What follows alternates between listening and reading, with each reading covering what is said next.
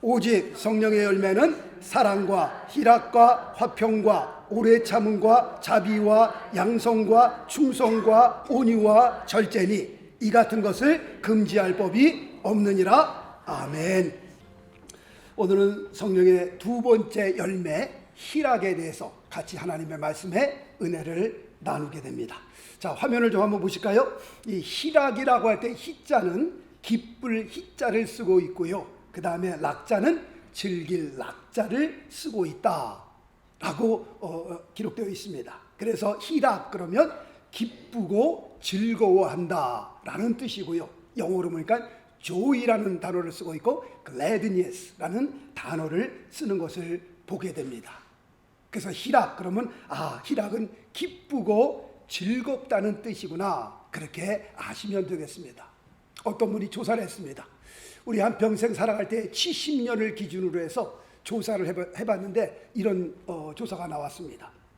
70년 동안 사는 동안에 잠자는 시간이 24시간, 양치질하는 시간이 2년, 잠자는 시간이 23년, 양치질하는 시간이 2년, 일하는 시간이 26년, 화장실 가는 시간이 1년, TV를 보는 시간이 4년, 거울을 보는 시간이 1년 반, 기다리는 시간이 3년, 자동차 타는 시간이 6년, 그리고 화내는 시간이 2년, 그리고 웃는 시간이 88일, 그렇게 나왔습니다.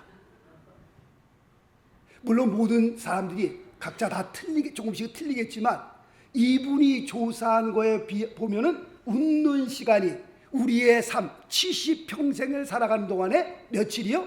88일. 88일이면 3개월도 안 되는 거예요. 야, 70평생을 살면서 우리가 웃는 시간이 3개월도 안 된다? 88일밖에 안 된다? 이거는 정말 슬픈 일이다 라고 제가 보았습니다.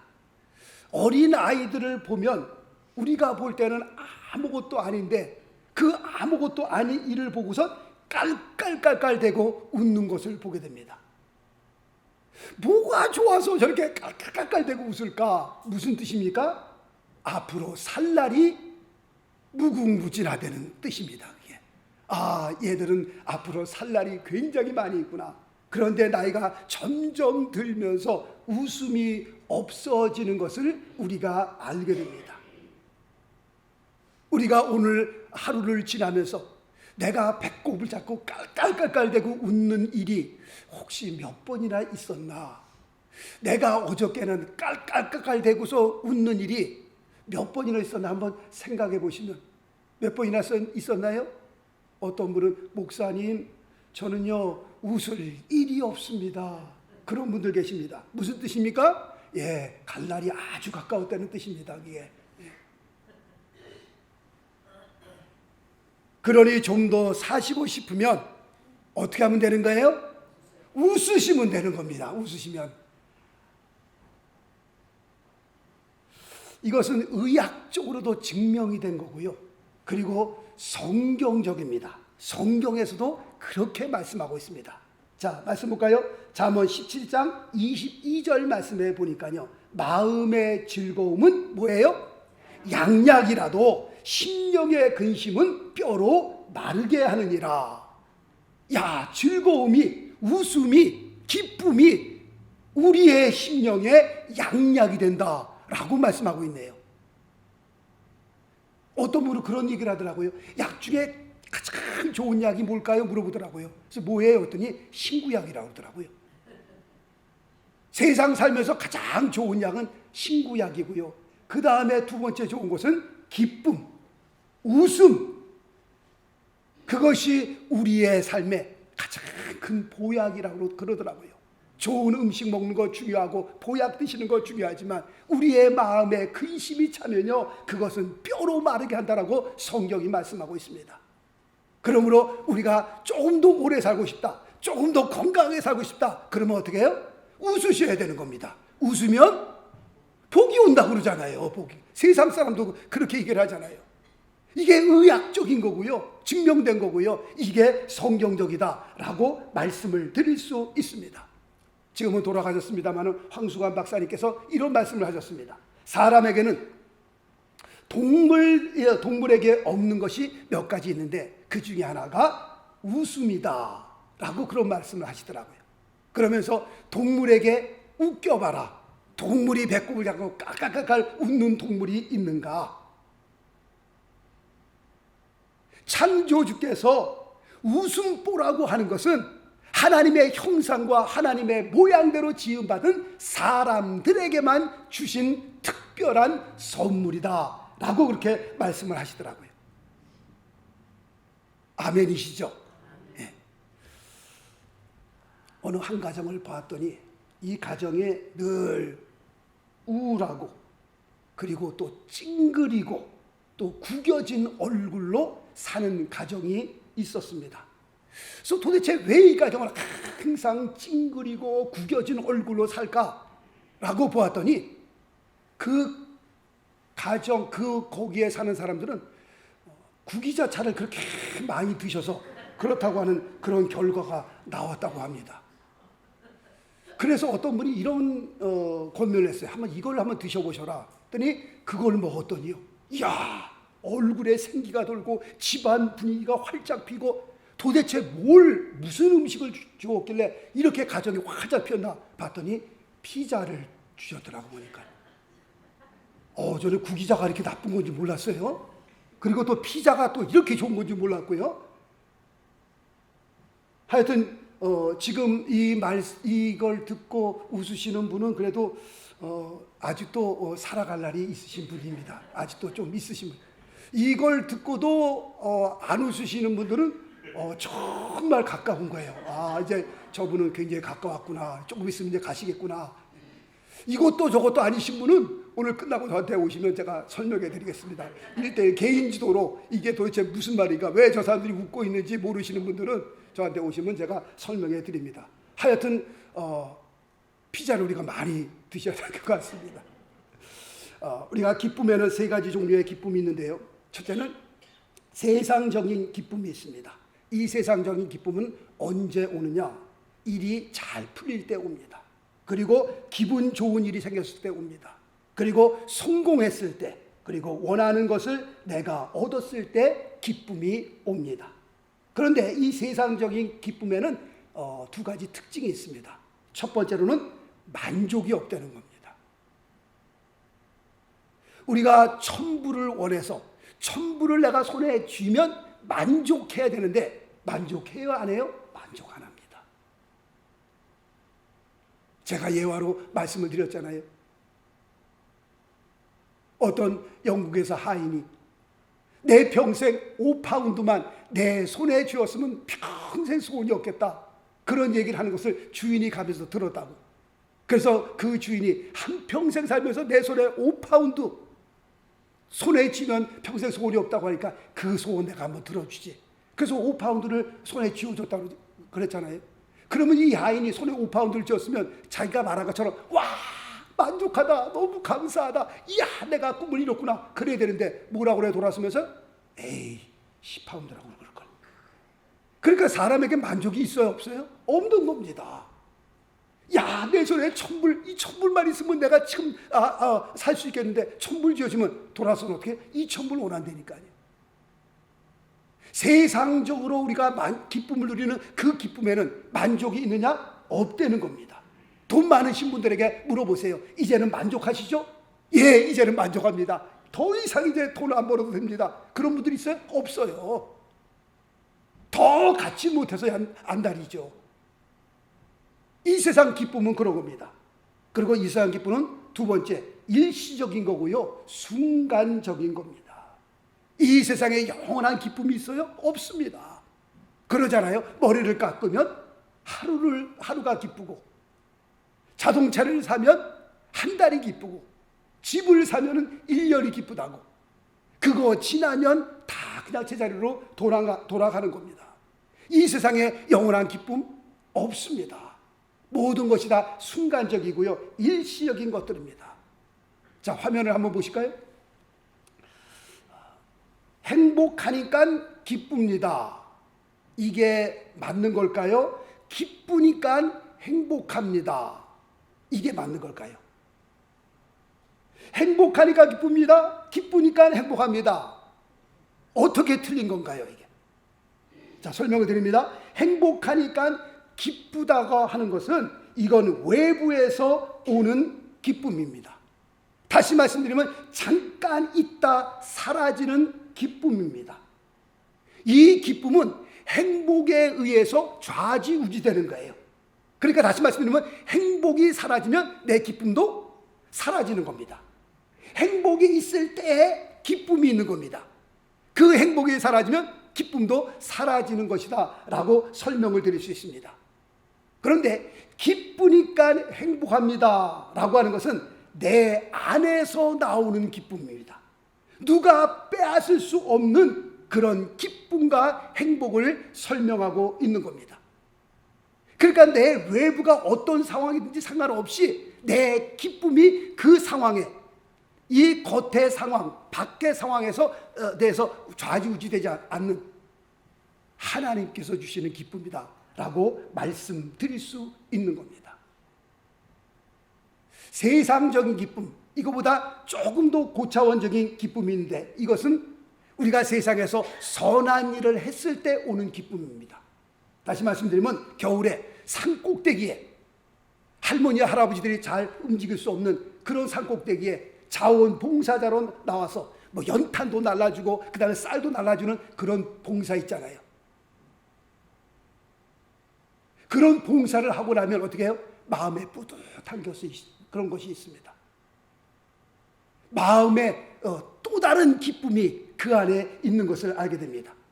나도 힘들지만 나보다 더 어려운 분들을 위해서 내가 조금이나마 그 사람들에게 힘이 되어줄 때 그때 오는 그 기쁨이 있습니다. 그 기쁨은 내가 세상에서 뭔가 목적한 바를 성공을 이루는 그 기쁨과는 또 차원이 다른 기쁨이다 라고 말씀을 드릴 수 있습니다. 이제 마지막 세 번째로는 고차원적인 기쁨에 대해서 말씀을 드리려고 합니다. 이것은 성령의 열매를 통해서 나타나는 기쁨이다 라고 말씀을 드릴 수 있습니다. 성령을 통해서 나타나는 이 열매, 이 기쁨은 어디서 오는 겁니까? 이것은 내가 이 세상에서 뭔가를 이루고 뭔가를 성공해서 내가 갖는 기쁨과는 다른 기쁨입니다. 성령의 열매를 통해서 얻는 그 기쁨은 내가 선한 일을 했기 때문에 그 선한 일을 통해서 얻는 그 기쁨과도 또 다른 차원의 기쁨이다 라고 말씀을 드릴 수 있습니다. 성령을 통해서 오는 그 기쁨, 어떤 기쁨입니까? 순수하게 위로 하나님께로부터 주어지는, 위에서 하나님께서 주시는 하늘나라의 기쁨이다 라고 말씀을 드리고 싶습니다. 자, 말씀 볼까요? 요한복음 7장 37절, 38절, 39절 말씀 보니까 누구든지 목마르거든 내게로 와서 마시라.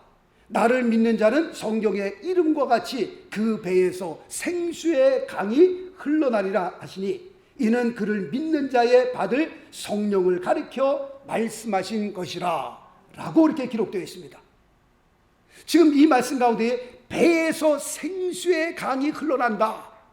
지금 이 말씀은 우리의 심령에서 뿜어져 나오는 샘솟듯 일어나는 기쁨이라든가 평안, 그런 것을 말씀하고 있는 겁니다.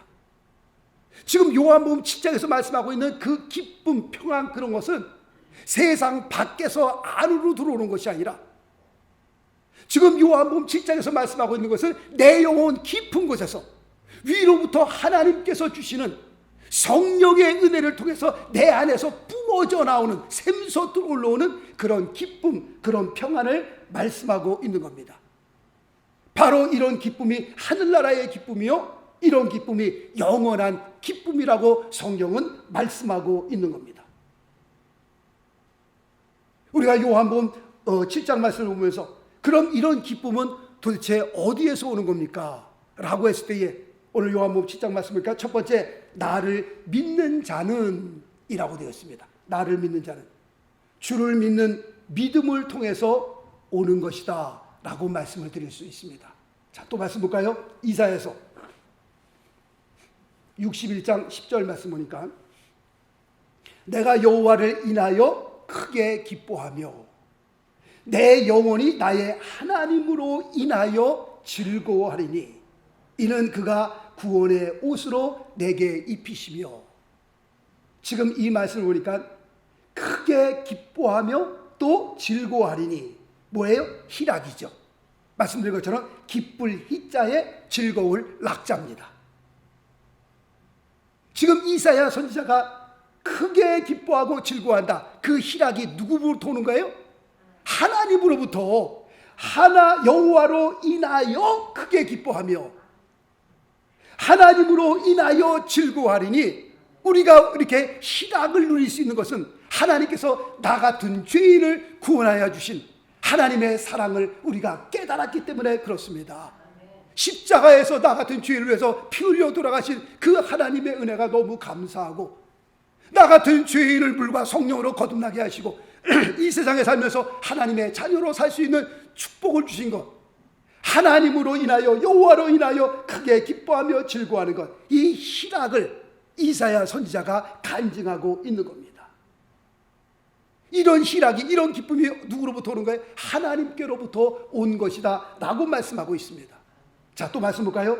하박국서 3장 16절과 17절 말씀이니까 이 말씀도 똑같습니다. 비록 무화과 나무가 무성치 못하며 포도나무에 열매가 없으며 감람나무에 소출이 없으며 밭에 식물이 없으며 우리의 양이 없으며 소가 없을지라도, 지금 하박국 선지자의 고백 보세요. 가진 것이 아무것도 없는 겁니다.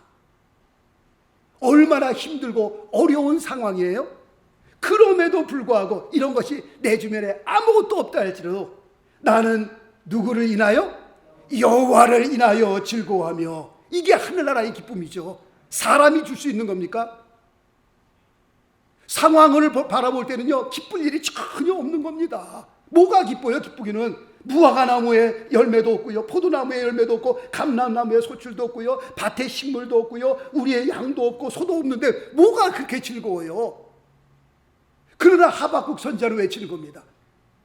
내가 아무것도 가진 것이 없다 할지라도 여호와를 인하여 즐거워하며 나의 구원의 하나님을 인하여 기뻐하리로다. 여기서도 희락을 우리가 발견하잖아요. 세상 사람들이 볼 때는 손가락질할지 모르지만, 우습게 볼지 모르지만 내 안에 뭐가 있어요?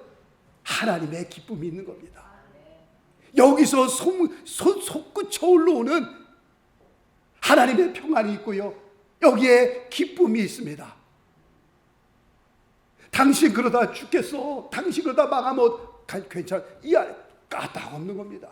하늘이 무너지고 땅이 꺼져도요, 내 안에 기쁨이 있는 겁니다. 할렐루야. 누구로부터 오는가요? 하나님으로 인하여. 위로 하나님께로 오는 그 기쁨을 여기서 말씀하고 있는 겁니다. 두 번째, 이런 하늘나라의 기쁨은 또 어디서 온다고 요한복음 7장에서 말씀하고 있나요? 성령을 통해서, 성령 충만한 가운데에 우리 안에서 솟구쳐 나오는 기쁨이 있게 된다라고 말씀하고 있습니다. 우리 그리스도인의 그 표징이 있습니다. 사인, 특징이 있습니다. 뭐 여러 가지가 있겠지만 우리 크리스찬의 특징 가운데 하나는 기쁨입니다. 기쁨. 세상 사람들은 좋은 일이 일어나면 기뻐합니다. 일이 잘 풀릴 때 기뻐하고 기분 좋은 일이 있을 때 기뻐합니다.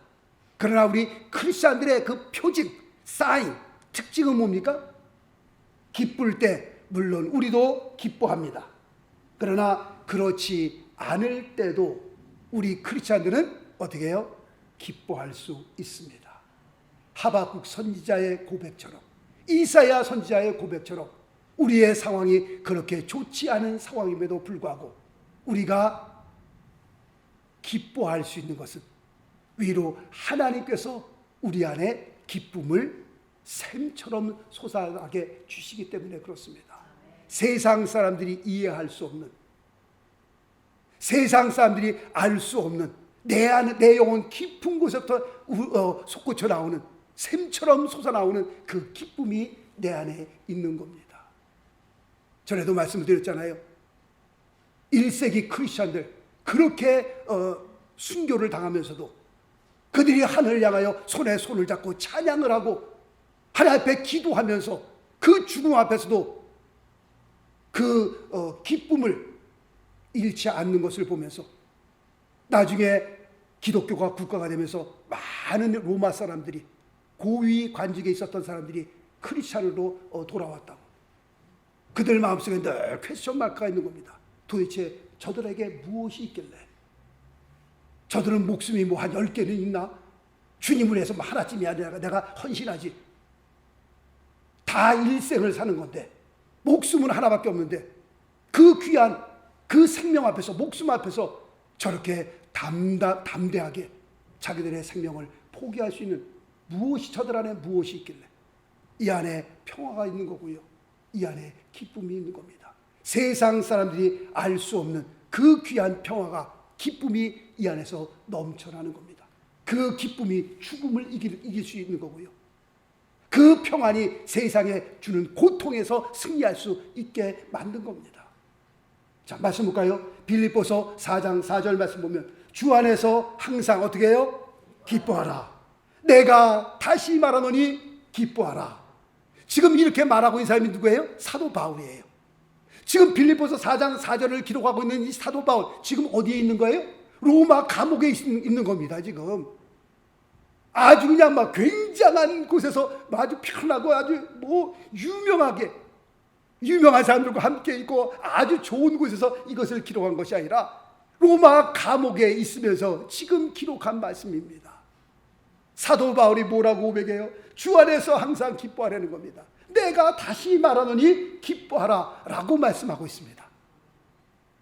야, 세상에 어떻게 이런 일이 있을 수 있을까? 세상 사람들이 보면 사도 바울이 돌아왔구나, 미쳤구나, 어떻게 감옥에 있으면서도 저렇게 기뻐할 수 있을까?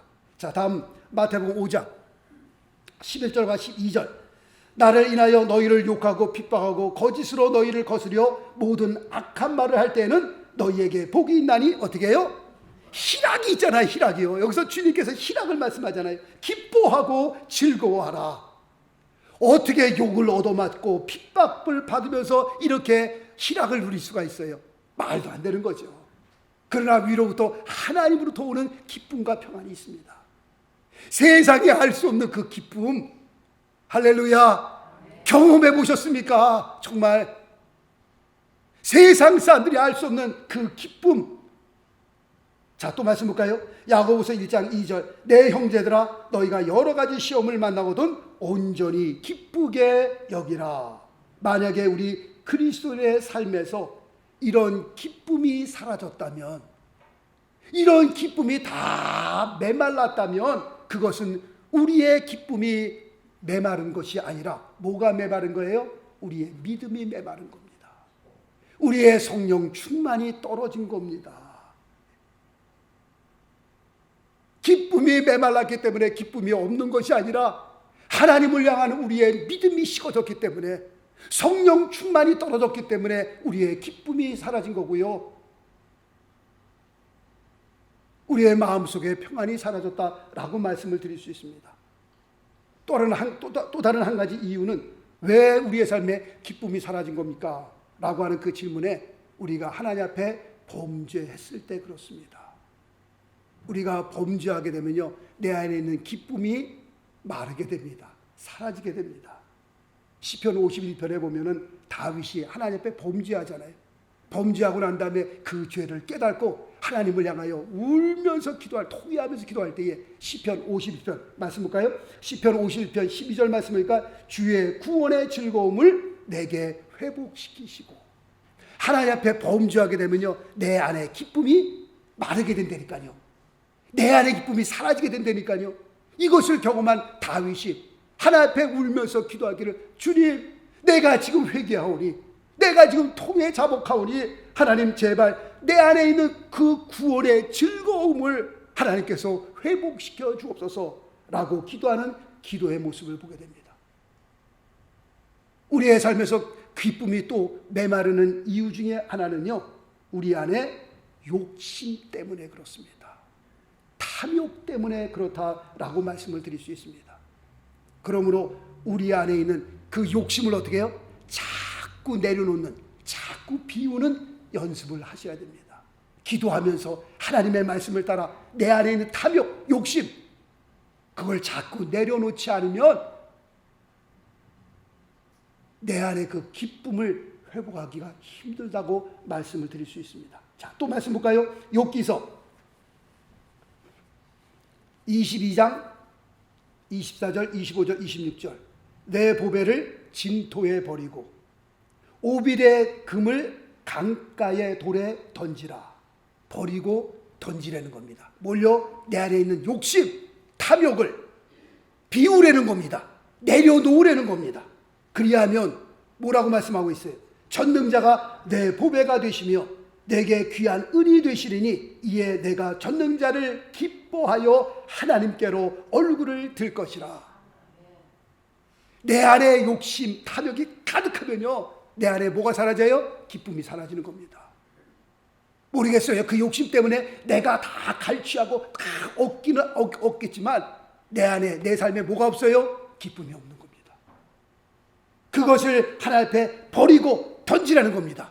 비우라는 겁니다. 그리하면 전능자 되신 하나님께서 너의 보배가 되어주시고 너의 기쁨이 회복될 것이다 라고 성경은 가르쳐 말씀하고 있는 겁니다.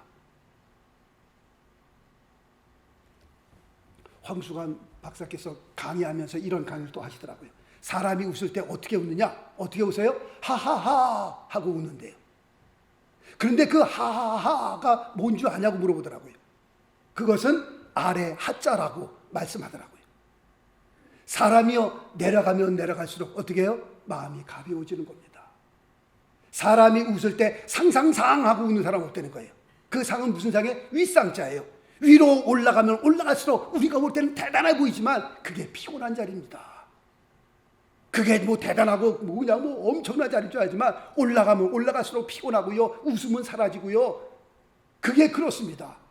그러나 우리의 삶이 내려가면 내려갈수록 비참한 것처럼 보이지만 그렇지 않습니다. 더 평안하고요, 더 감사하고요.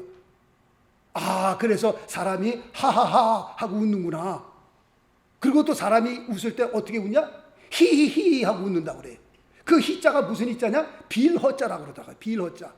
내 안에 비울 때 어떻게 해요? 웃음이 나오는 겁니다. 탐욕과 욕심으로 채우려고 그럴 때 만만만 그러고 웃는 사람이 있어요. 만만만. 채울 만자라고 하네요. 여기에. 채우면 채울수록 어떻게 해요? 내 안에 복잡해지는 겁니다. 해골이 복잡해지고요. 참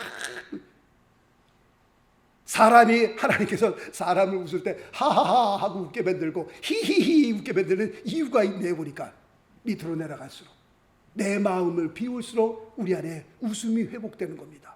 그 욕심과 탐욕으로 채우면 채울수록 어떻게 되는가요? 더 힘들어지고요. 우리의 삶에, 우리의 얼굴에서 웃음은 사라지는 겁니다. 자, 또 말씀 보겠습니다. 예수님께서 제자들을 위하여 지상에서 기도를 하는데 마지막 기도 가운데 이런 기도를 하십니다. 요한복음 17장 13절, 저희로 내 기쁨을 저희 안에 충만히 가지게 하려 함이니라. 지금 예수님께서 이걸 이렇게 기도하시는데 지금 예수님의 기도하는 그 기도의 상황이 어떤 상황이냐?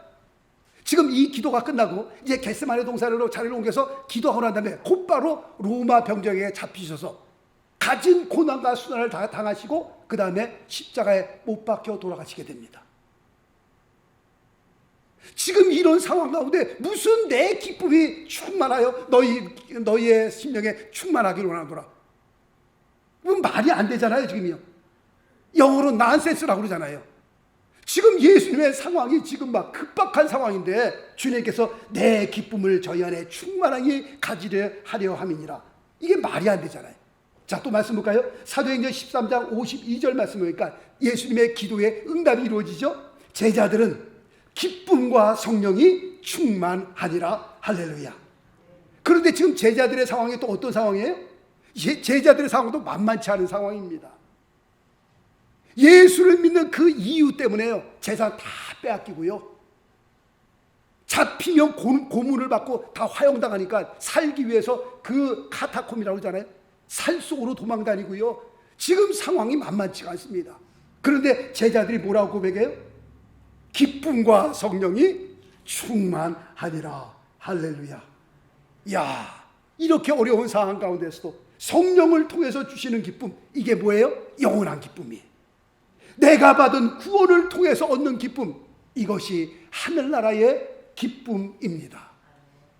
정말 간절히 바라옵기는 어떠한 상황 속에서도 이런 기쁨이, 하늘나라의 기쁨이 이 세상을 사는 동안에 꺼지지 않게 하시고, 누가 갖다 물을 퍼부어도 이 귀한 우리 기쁨이, 이 기쁨을 끌 수 없는 영원한 기쁨을 갖게 하옵소서.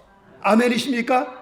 어떠한 상황 가운데서 성령 충만을 통해서 얻는 이 기쁨, 우리 크리스찬의 표징인 이 기쁨, 어떤 상황 가운데서 잃지 않는 그런 귀한 믿음의 사람들, 축복의 사람들 되기를 바라겠습니다. 자, 말씀 볼까요? 시편 16편 11절 읽고 말씀을 마칩니다. 자, 다 같이 한번 읽습니다. 시작. 주께서 생명의 길로 내게 보이시리니 주의 앞에는 기쁨이 충만하고 주의 우편에는 영원한 즐거움이 있나이다. 다시 한번 읽어볼까요? 주께서 생명의 길로 내게 보이시리니 주의 앞에는, 주의 우편에는 영원한 즐거움이 있나이다. 할렐루야. 정말 이런 기쁨으로 평생 건강하게, 그리고 끝까지 믿음으로 승리할 수 있게 되시길 예수 그리스도 이름으로 축원합니다. 기도하겠습니다.